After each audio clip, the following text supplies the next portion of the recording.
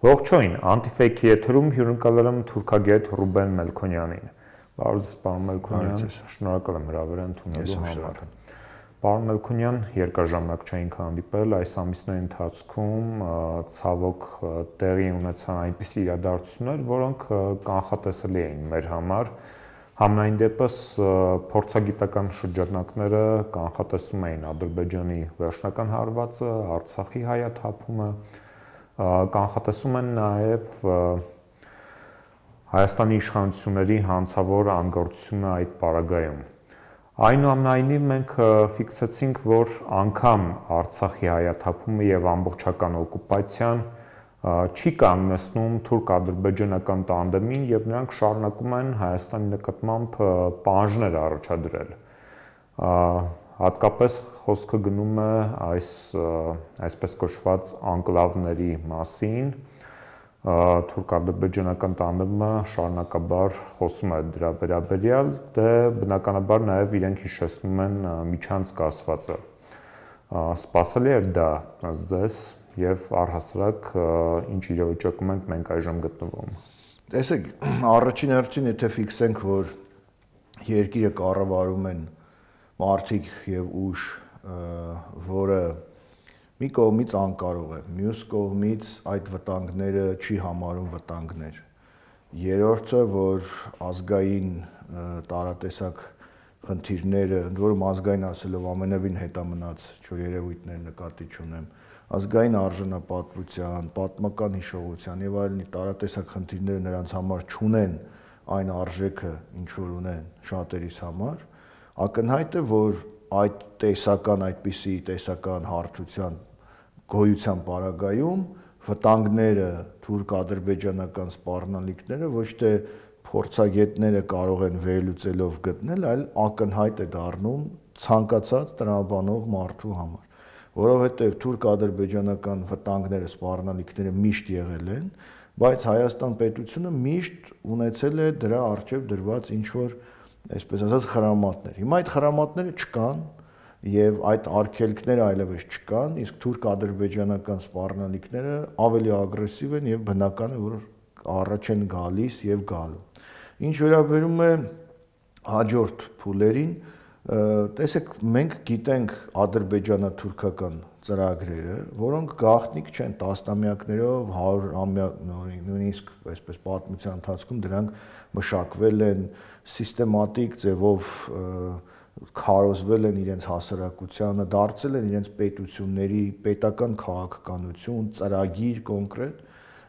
մենք դա գիտենք եւ դրա դիմաց տեսնում ենք, որ չկա դիմադրողություն հայկական կողմից, Հայաստանի այս պահի իշխանությունների կողմից, եւ եթե այս երկուսը համադրում ենք, կարող ենք տեսնել հաջորդ քայլերը։ Դուք նշում եք անկլավների մասին, Ադրբեջանի կողմից բարձրաձայնվող, չգիտեմ, այսպես կոչված միջանցքի մասին, որ մեկ ակտիվացնում են այդ թեման, մեկ պասիվացնում են եւ այլն եւ այլն, չնայած ես չեմ հավատում, որ նրանք հրաժարվել են կամ հրաժարվելու են այդ միջանցքի թեմայից, որովհետեւ դա իրենց գերկարևոր նպատակներից է։ Ես սա համարում եմ ուղղակի մանևր, այսպես զգոնությունը թույլատնելու, բայց ինչ որ մի պահի կարող է շատ հանկարծակի այդ հարցը մեկ օրում, մեկ ժամում նորից իր ամբողջ սրությամբ դրվի։ Եվ երբ որ նայում ենք իրենց հաջորդ նպատակները, ոչ միայն անկլավներ, նրանք խոսում են Երևանի մասին, Երևանի թաղամասերի մասին, ադրբեջանցիների, այո, վերաբնակեցման մասին, որը ուղիղ սպառնալիք է, դա ուղիղ Հայաստանի պետականության, այսպես դանդաղ փլուզման նշաններն են կամ կարող ենք ասել մեսիջներն են եւ դրա դեմ էլ կարծես չկա։ Այսինքն, երբ որ լսում ես պաշտոնական հռետորաբանությունը, չեմ ուզում ասել պետական, պաշտոնական հռետորաբանությունը, կարծես դրա մեջ էլ լուրջ սպառնալիք չեն տեսնում եւ հիմա իրենք տարված են այսպես կոչված իրենց այդ խաղաղության խաչմերուկի ոչ իրական ֆիկտիվ ինչ որ գաղափարով, որ իրենք ասել են, իրենց դուրն եկել է երևի այդ գաղափարը եւ հիմա սկսել են դրա շուրջ, այսպես ասած, հաջորդ քայլերն անել, բայց իրականում դա որևէ կապ չունի ոչ իրականության հետ, ոչ այդ տեսության հետ, այսպես կոչված խաղաղության խաչմերուկ որևէ շանս ունի այս իրավիճակում կյանքի կոչվելու առաջ գնալու։ Հետևաբար չեմ ուզում վատատես լինել, բայց չեմ էլ կարող օբյեկտիվ չլինել։ Մենք գտնվում ենք շարունակական անկման մեջ, իսկ թշնամական այսպես ծրագրերը, թիրախները եւ այլն կայուն մնում են եւ շարունակվում են։ Դրա համար այս պարագայում ուժերի այս համեմատության պարագայում ակնհայտ է, բնական է այս իրավիճակը եւ այլևս որևէ նոր արհավիրք, որևէ նոր սպառնալիք, որևէ նոր կորուստ Հայաստանի համար չպետք է համարել հանկարծակի, անսպասելի, այլևս օրինաչափ է, որովհետև քո պետությունը ղեկավարողները չեն տեսնում, չեն կարող դրան դիմադրել կամ չեն ուզում դրան դիմադրել եւ չեն էլ ուզում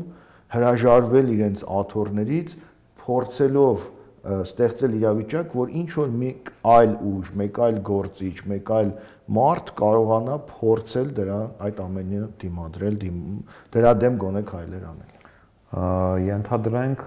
իրականում է ադրբեջանական պահանջներից մեկը եւ նրանք վերադառնում են Հայաստան։ Ինչ սցենար կարելի է կանխատեսել այդ դեպքում։ Տեսեք, նախ եկեք ֆիքսենք, որ սա փողզիջումային տրամաբանություն չի, որտեղ եթե լինի փողզիջումային, ինչպես այս իշխանության ներկայացուցիչներն ասում, ուրեմն հայերը պետք է վերադառնան Բաքու, հայերը պետք է վերադառնան Սումգայիթ, բայց հենց իրենց իշխանության ղեկավարը ասում է, որ Արցախում, չէ՞, մի քանի օր առաջ իր խոսքում ասում է Արցախում հայերը չմնացին եւ վերադառնալու շանսերը քիչ են համարում իրական, որովհետեւ այնտեղ Արցախի հայերի ապրելու, անվտանգ ապրելու շանսեր, հավանականություն չկա։ Եթե Արցախում հազարավոր տարիներ ապրած մարդկանց անվտանգ ապրելու իրավիճակ չկա, առավել եւս չկա Բաքվում։ Ուրեմն դու ոչ մի լծակ չունես նրանց անվտանգությունը ապահովելու համար, նրանց միակ առաջարկվող այլընտրանքը Ադրբեջանի քաղաքացի դառնալն է եւ մտածել ադրբեջանական օրենքներում նրանք հանցանքներ արել են եւ կձերբակալվեն, թե կարող են այդպես խեղճ կարգավիճակով շարունակել ապրել։ Հիմա ադրբեջանական կողմից եթե նայում ենք, նրանց վերաբնակեցման պահանջը Հայաստանի տարբեր մարզերում դա ոչ թե փողզիջումային, ոչ թե խաղաղության, ոչ թե ուրեմն տարածաշրջանում լարվածություն թուլացման համար է արվում, այլ դա կապիտուլյացիայի, դա պահանջների, դա ագրեսիայի շարունակություն է, միգուցե կարող ենք անվանել փափուկ ուժ, կարող ենք համարել, չգիտեմ, դեմոգրաֆիկ հարված եւ այլն, բայց ո՞րն է դրա սցենարը։ Շատ հայտնի սցենարներ կան, Կիպրոսի սցենարը։ Կիպրոսում էթնիկ թուրքեր էին ապրում եւ բախումների ժամանակ Թուրքիան մտնում է, գրավում է Կիպրոսի 40%, այն հիմնավորման, որ էթնիկ թուրքերին պետք է պաշտպանի։ Հիմա Ադրբեջանը չի ընդունում որևէ միջազգային խաղի օրենք։ Արհամարում է բոլոր գրված չգրված օրենքները, առաջնորդվում է հաղթողի դիրքերից, այսպես այդ հաղթածի այդ արփեցումից դուրս չի գալիս եւ դիցուկ բերում է ինչ որ միտեղ բնակեցնում է ադրբեջանցիների, ակնհայտ է, չէ, որ կարող է բախում լինել հայերի եւ ադրբեջանցիների։ Ակնհայտ է նաեւ, որ իրենք կարող են սադրանք հրահրել։ Ամեն րոպե կարող են հրահրել եւ իրենց համար լեգիտիմ իրավունք ստեղծել, մտնել, չգիտեմ, ուժով եւ այլն, իբրև թե ապահովել անվտանգություն կամ թուրք խաղաղապահներ մտնեն, լավ ադրբեջանցի չէ, թուրք խաղաղապահներ մտնեն, շրջապատեն ինչ որ մի բնակավայր եւ այնտեղ ադրբեջանցիներ ապրեն։ Հետո այդպիսի բնակավայրեր շատ լինեն, հետո հանկարծ Երևանում այդպիսի թաղամասեր լինեն եւ այլն։ Ինչ է սա նշանակում։ Սա նշանակում է պետության ավարտը։ Սա այլ բան չի նշանակում, երբ քո երկրի ներսում այլ օկուպացիոն ուժեր կարող են լինել, որոնք կարող են ապահովել ինչ որ մարդկանց անվտանգություն։ Հետևաբար դա լրջագույն սպառնալիք է եւ այն կարծես թե շատերը չեն գիտակցում։ Շատերը, ասենք, հասարակությունը միգուցե հասարակության մի հատված այդ ինքնախապկանքի կամ պաշտոնական քարոզչության ազդեցության տակ ասում են դե ոչինչ նախկինում ադրբեջանցիների հետ լավ ապրել ենք, հիմա էլ կապրենք, բայց չեն մտածում նախկինում էլ այդքան լավ չեն ապրել։ Եթե այդքան լավ էին ապրում, Սումգային թվում ինչպես իրար կոտորեցին, կամ սովետական շրջանում քանի տասնյակ հարյուրավոր դեպքեր են եղել բախման, այսինքն այդ խնդիրը միշտ էլ եղել է եւ կենցաղային մակարդակով գիտեք մեր հարևան ադրբեջանցու հետ, չգիտեմ, կանաչի էինք առնում ծախում եւ այլն, այս մակարդակով մտածել քաղաքական, քաղաքագիտական հարցերի շուրջ, դա ուղղակի անթույլատրելի է։ Եվ հասարակության այդպես մտածող մի հատված միգուցե այդ իշխանությանը սատարում է, բայց սա մեր պետության շահի հետ կապ չունի, ոչ այդ հասարակության մտածողությունը, ոչ էլ այդ բնականաբար իշխանության քայլերը։ Եվ նաեւ, ասենք, լավ հասարակության մի հատվածը չի զգում, բայց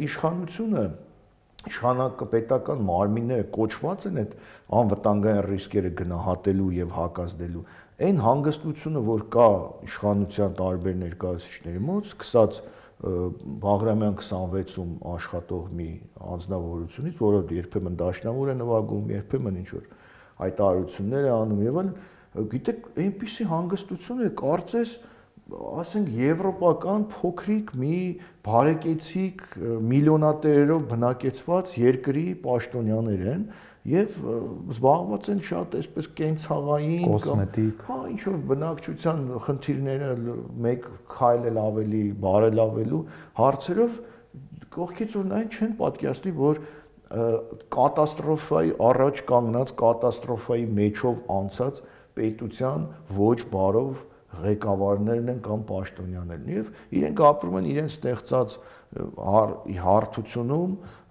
իրենց ստեղծած իրականությունում, չգիտեմ, սոցցանցային էր մի ժամանակ, հիմա կարծես այդքան էլ սոցցանցային չէ իրականությունը, իրենց ստեղծած իրականություն, բայց մի բան կա, որ ամեն դեպքում ոչինչ մշտական չի, այդ իրականությունն էլ մի օր կավարտվի, այդ իրենց ստեղծած իրավիճակն էլ մի օր կավարտվի, բայց խնդիրն այն է, որ այդ ավարտը եւ պետականության արժեվ ծառացած այդ լրջագույն մարտահրավերները չեն կարող իրար զուգահեռ լինել, որովհետև պետությունը ամեն ինչից վեր է եւ չենք կարող մենք պատանդ մնալ, ցավոք սրտի պատանդենք այդ խմբի, այդ մտածողության եւ այդ մտածողության հաղթարշավի արժեվ։ Պարոն Մելքոնյան, տեսեք, երբ որ սրվեց մերձավոր արևելյան ճգնաժամը, հատկապես երբ որ Համասը հոկտեմբերի 7-ի առավոտյան հարձակվեց Իսրայելի վրա, թուրք-ադրբեջանական տանդեմը մեղմացրեց իր հռետորաբանությունը Զանգեզուրյան միջանցք ասվածի նկատմամբ, իրենք ասացին, եթե հայերը չեն ուզում, ապա այդ ճանապարհը կարող է անցնել Իրանի տարածքով։ Բայց ժամանակ առ ժամանակ նրանց տարբեր պաշտոնյաներ մեկ հիշեցնում են Զանգեզուրյան միջանցք ասվածի մասին, մեկ էլ նորից կրկնում են այն, որ այդ ճանապարհը կարող է անցնել Իրանի միջոցով։ Ձեզ սա ինչպիսի մարտավարություն է։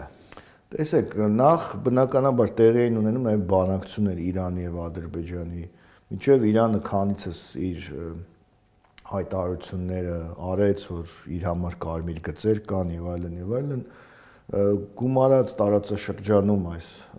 բավական լարված իրավիճակը եւ Ադրբեջանի անուղակի այս խնդիրների հետ կապ ունենալը, որովհետեւ ակնհայտ է, որ Ադրբեջանի եւ Իսրայելի հարաբերությունները բավական բարձր մակարդակի վրա են գտնվում եւ այս բոցը, այսպես ասած, Պաղեստինա-իսրայելական չի բացառվում, որ հասնի նաեւ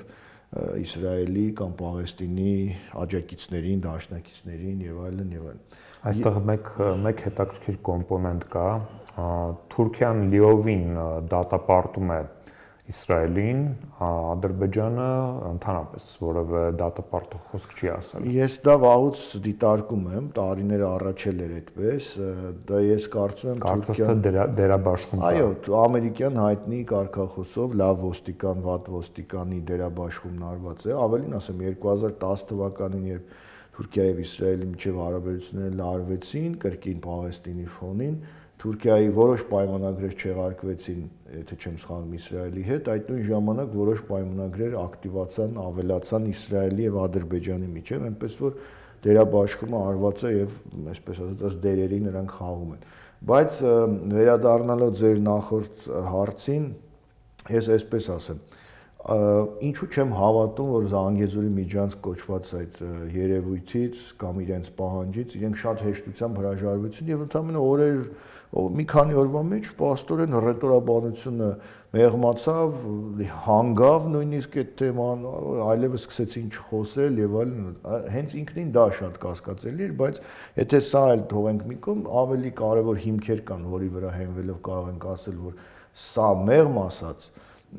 կասկածելի է, սա մեղմ ասած համոզիչ չէ, որ Ադրբեջանը հրաժարվել է այդ գաղափարից։ Որն է դա։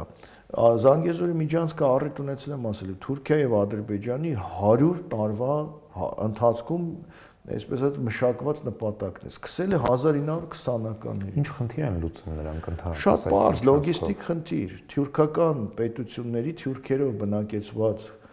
տարածքների ցամաքային կապ։ Եվ տեսեք 1920-ականներին այդ խնդիրը ծագեց եւ չկարողացան Սյունիքը ամբողջությամբ զավթել, բնականաբար շնորհիվ նաեւ Գարեգին Նժդեի, եւ դրանից հետո ամբողջ որ նայում ենք 20-րդ դարի ընթացքում Թուրքիան եւ Ադրբեջանը ամեն կերպ ձգտել են այդ Զանգեզուրի միջանցք այս կամ այն կերպ կյանքի կոչել։ Մի ժամանակ Ադրբեջանը պահանջում էր մեղրիով ճանապարհ, սովետական Ադրբեջանը սովետական Հայաստանից, եւ սովետական Մոսկվայից էլ աջակցություն էր ստանում, բայց դրա դեմ պայքարում էին սովետական Հայաստանի ղեկավարները եւ մեղրիով ճանապարհ, որը Ադրբեջան կկապվեր Նախիջևանը, այդպես էլ չստացան։ Սովետական Հայաստանի գրեթե բոլոր ղեկավարները դրա դեմ պայքարեցին։ Իսկ այն ժամանակ անգամ գիտակցում էին, որ դա վտանգ է։ Ուրեմն Թուրքիայի եւ Ադրբեջանի տարբեր համակագրություններ, հայտարարություններ կան այդ միջանցքի հետ կապված։ Տարբեր տասնամյակներում 20-րդ դարի։ Բայց դա չեն կարողացել հասնել։ 1932 թվականին մի քայլ արել է Թուրքիան, Իրանի հետ տարածքները փոխել եւ ցամաքային կապ է ստեղծել Նախիջևանի հետ, այսինքն եւս մի քայլ դեպի այդ միջանցքը, որովհետեւ մինչեւ 32 թվականը Թուրքիան ցամաքային կապ չուներ Նախիջևանի հետ, եւ 91-ին արդեն ԽՍՀՄ փլուզումից հետո Թուրքիա եւ Նախիջևանի միջև կապերի ակտիվացում, կամուրջի վերանորոգում, այն կամուրջը, որը կապում է Թուրքիան Նախիջևանի հետ, կոչվում է կարոտ, հույս, հույսի կամուրջ, բացվում է, անում է անձամբ Թուրքիայի նախագահը եւ այլն, եւ ասում է, սա հույսի կամուրջը, որ միավորելու է թուրքական աշխարհին։ Տերմինները նայեք։ Նախիջևանը թուրքական տերմինոլոգիայով, տարբեր նախագահներ են ասել, այդ թվում Էրդողան, թուրքական աշխարհի դարպաս։ Այսինքն Նախիջևանից բացվում է այդ դարպասը, հետո գնում է ու բախվում է Սյունիքին։ Ուրեմն դարպասից ճանապարհը չկա դեպի այն մյուս հատվածը։ Այդ ճանապարհին սեպի պես խրված է Սյունիքը։ Այդտեղից հաջորդ տերմինը թուրքական պաշտոնական։ Թուրքիայի նախագահ Սուլեյման Դեմիրելը ուղիղ հայտարարում է Հայաստանը անիցիալ սեպ է, որը խրված է թուրքական աշխարհի միջև եւ այդ սեպը պետք է վերացնել։ Հիմա սեպը որն է, Զանգեզուրի միջանցք, սեպը որն է, Սյունիքն է գլոբալ վերցված։ Հիմա որ նայում ենք թուրքական աշխարհի դարպաս, թուրքական ուղի, Թուրանի ճանապարհ եւ այդ արանքում մի հատ սեպ։ Բարձ չի, որ այդ սեպի վերացումը թույլ է տալու թուրքական աշխարհի այդ ամբողջ ցամաքային կապի հաստատումը, իրենք թուրքերն էլ ակտիվ նույն տարբեր պաշտոնյաներ, այդ թվում Էրդողանը, արտգործնախարարը ասում են, որ եթե այդ միջանցքը լինի, Անկարայից կնստենք հանգիստ կարող են գնալ մինչև կենտրոնական Ասիա եւ այլն եւ այլն։ Դա գլոբալ նպատակ է, 100 տարվա, ես այդ դեպքերն ասեցի։ Հիմա պատկերացրեք այս ամենը, այս հռետորաբանությունը, որ Սյունիքը անիցիալ սեպ է եւ այլն, մեկ էլ հանկարծ 2 օրում վերացավ։ Սկսվեց Իսրայելի ու Պաղեստինի մեջ այդ պայքարը, պատերազմը եւ վերացավ եւ Ադրբեջանը դարձավ շատ միջազգայինորեն մտածող պետություն, ասելով լավ, դե որ Հայաստանը չի ուզում, ես Իրանի միջոցով։ Դա կեղծիք է։ Դա շատ մեծ արևելյան, այսպես ասած, երեսպաշտություն է կամ, չգիտեմ, դիվանագիտություն է, եւ ես ասում եմ, մի օր պայթելու է այդ գաղափարը նորից։ Մենք մի օր տեսնելու ենք, եթե իրավիճակը թույլ տա, որ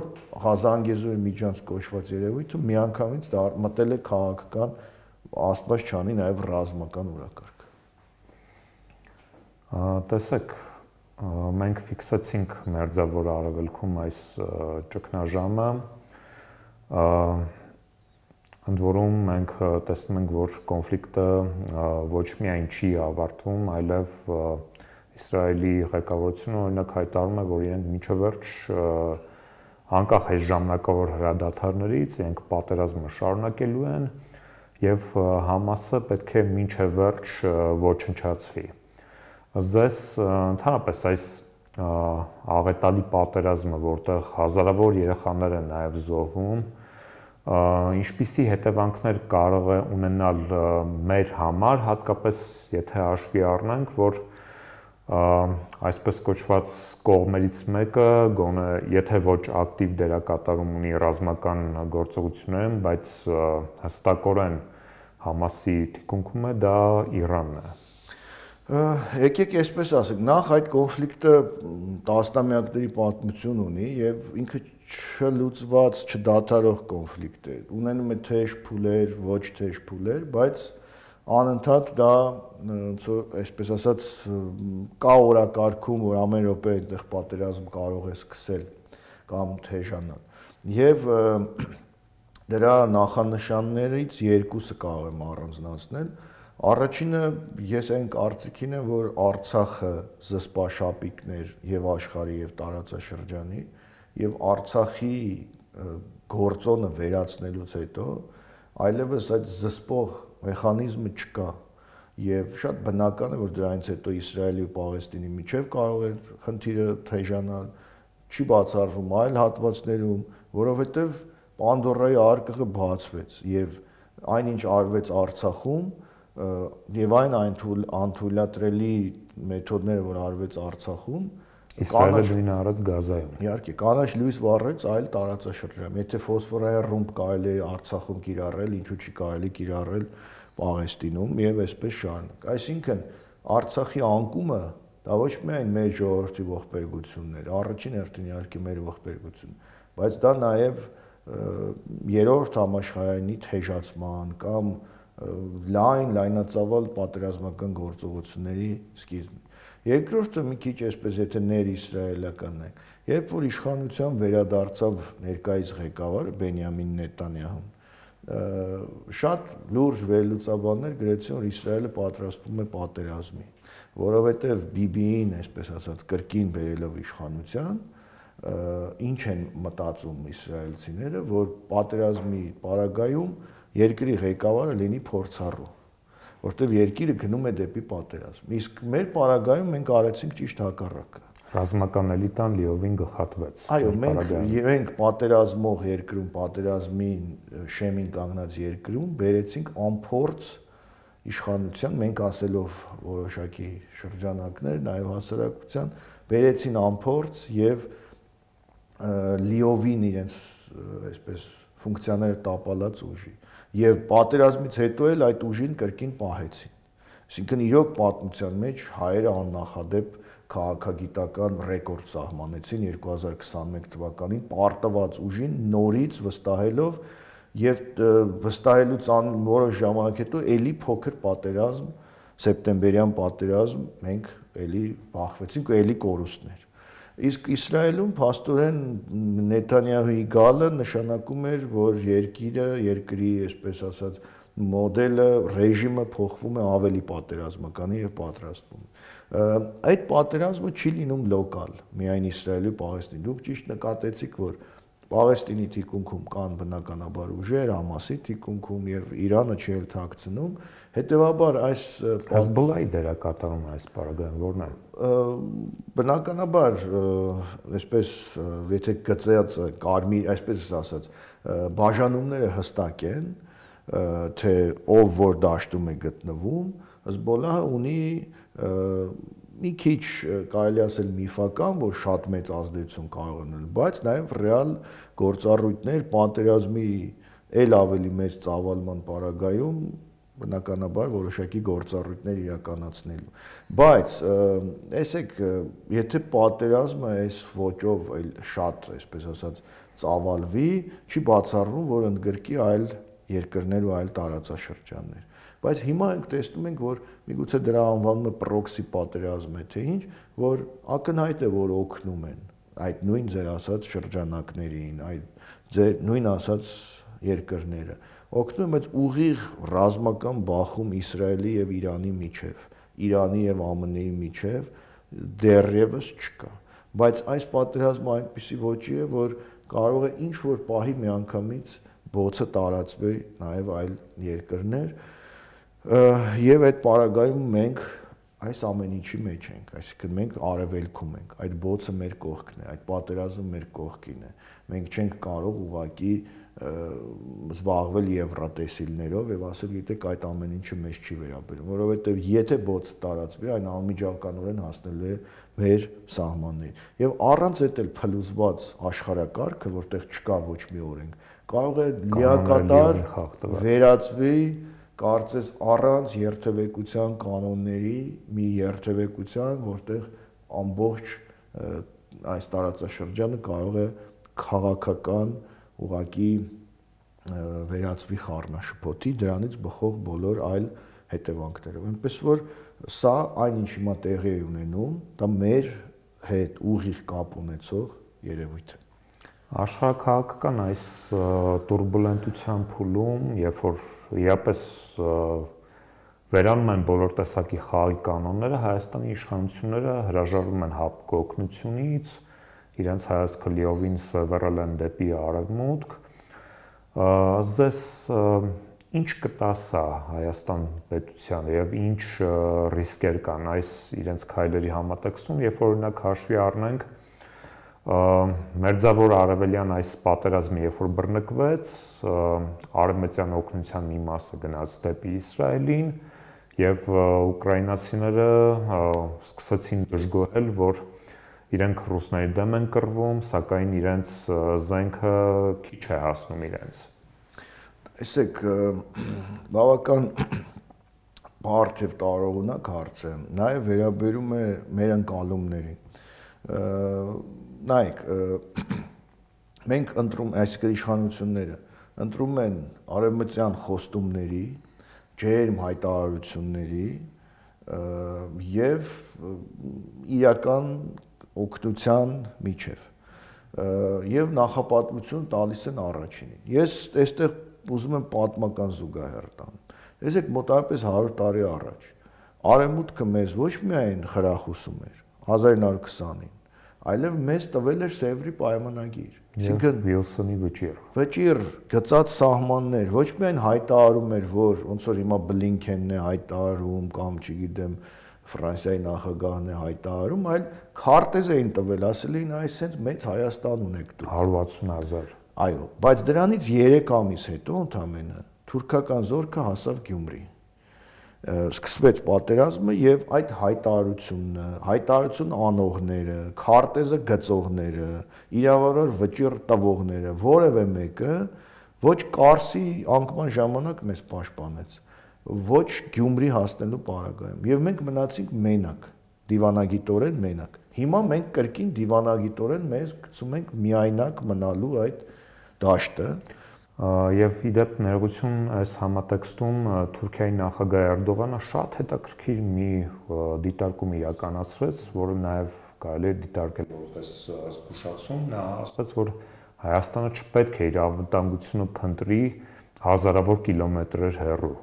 Այո, բայց եկեք այսպես ասենք, նաև մենք որ ասում էի մեր պատկերացումները, մենք հիասթափություն, օբյեկտիվ հիասթափություն ունենք մեր դաշնակցից, հապկից եւ այլն։ Ինչու՞։ Որովհետեւ Արցախի պարագայում լավ տեսանք իրենց մոտեցումը, խաղապահներ էին, բայց Արցախը դատարկվեց։ Ջերմուկ մտնում է ճշնամական զորքը, հայտարարում են, որ դեռ սահմանները գծված չի եւ այլն եւ այլն։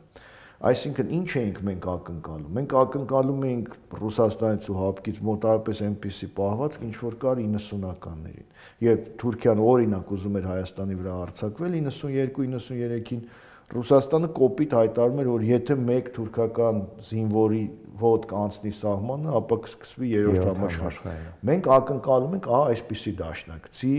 ոչ հայտարարություն, գործողություն։ Եվ մենք չենք տեսնում դա։ Չենք սովորական քաղաքացին չի տեսնում, քաղաքական գործիչները, վերլուծաբանները չեն տեսնում, բնական է, որ սա առաջացնում է հիասթափություն։ Սրանից օգտվում են սուբյեկտիվորեն արևմտյան քարոզ անողները, որ տեսնում եք ռուսները չեն օգնում, բայց ֆրանսիացիները ինչ որ մեքենաներ են մեզ տվել, բաստիոն մեքենաներ են տվել։ Տեսեք, այ իրական օգնությունը, բայց դա էլ է խապկանք, այս ժողովրդին դա էլ է ներկայացում որպես սուտ, որովհետև ոչ մի ֆրանսիացի զինվոր չի գալու եւ չի պատերազմելու։ Ինչպես չի գնացել Ուկրաինայում։ Օգնում են, չգիտեմ, զենք են տալիս եւ այլն։ Մեզ միգուցե դա էլ չտան։ Մեզ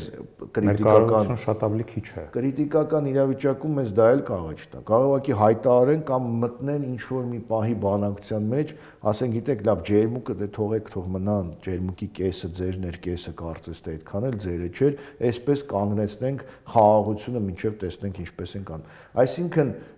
ես չեմ ասում, որ հապկի մեխանիզմները շատ լավն են։ Ես էլ եմ ասում, մենք ունենք հիասթափություն եւ օբյեկտիվ, բայց այդ եղած մեխանիզմը կարելի է վերանորոգել, որտեղ այդ մեխանիզմը նախկինում աշխատել է եւ ունեցել է էֆեկտ։ Հիմա միգուցե նաեւ բացի հիասթափությունից այն է, որ այդ մեխանիզմը աշխատացնողներն են անկարող գտնվել եւ չեն կարողացել այդ մեխանիզմը ճիշտ ձևով վատ, լավ, բայց չեն կարող այդ մեխանիզմը աշխատեցնել։ Հետեւաբար 100 տարի առաջվա այդ սխալը, հետո սпасել անգլիական նավերին, այս անգամ չեն ֆրանսիական բաստիոններին եւ հետո էլի ասել դե կներեք չստացվեց ու էլի ինչ որ կանգնել 1921 թվականի պայմանների առջև, որ ի վերջո պետք է խնդրենք, որ չեմ Ռուսաստանը գա եւ ինչ որ մի պայմանագիր կնքել, դա ուղղակի քաղաքական, ինչ ասեմ, ֆատալիզմ է, որ անդադ մենք նույն սխալները անում ենք։ Հետեւաբար, եթե ընտրում ենք ռեալ վատ աշխատող ու անիրական ինչ-որ խոստումների մեջ եւ նախապատվությունը տալիս ենք անիրական, բայց ականջ շոյող խոստումներին, դա բնականաբար սխալ է։ Եթե կա ռեալ այլընտրանք, պետք է մտածել, բայց կա արդյոք այդ ռեալ այլընտրանք։ Այսինքն արևմուտքը պատրաստ է այստեղ նատոյական զորքը մտնի, հա, եւ նատոյական Թուրքիայից ու նատոյական Թուրքիայի դաշնակից Ադրբեջանից պաշտպանի Հայաստանը։ Իհարկե սա անիրատեսական մտորումներ են, մտավարժանքներ են, հետեւաբար այս ամենը ինչ որ անում է այս իշխանությունը, նաեւ այդ ձեր ասած հարցի շրջանքներում, հապկ արևմուտքը, սա պարզ արկածախնդրություն է, դեմարշներ, ինչ որ հայտարարություններ, հապկի տարբեր ձևաչափերը բոյկոտել եւ այլն, եթե կտան նորմալ օգուտ, հասկանեմ, բայց եթե դա ուղղակի ձեր քաղաքական ինքնասիրությունը շոյելու համար է արվում եւ պետությանը նորանոր խնդիրների առաջ է կանգնեցնելու, ուրեմն դա արկածախնդրություն է եւ մենք օրինակը ունենք, չէ՞։ Վրաստանից ավելի արևմուտքի մտերիմ ենք լինելու, Սաակաշվիլիից ավելի, ինչ եղավ Վրաստանի հետ, եւ որ ռուսական տանկերը մոտենում էին Թբիլիսիին, ինչ եղավ, եկան ամերիկյան զորքերը, իհարկե ոչ, կանգնեցրեցին, զանգեցին եւ այլն, եւ ինչ մենք այդպիսի հեռանկար ենք երազում, դա երազելու հեռանկար չի, դա ուղղակի ողբալու հեռանկար է։ Շնորհակալ եմ հետաքրքիր զրույցի համար։ Իմ հյուրն էր թուրքագետ Ռուբեն Մելքոնյանը, ձեզ հետ էր Դավիթ Ֆիդանյանը, բաժանորդագրվեք Անտիֆեքի YouTube-յան ալիքին, կհանդիպենք։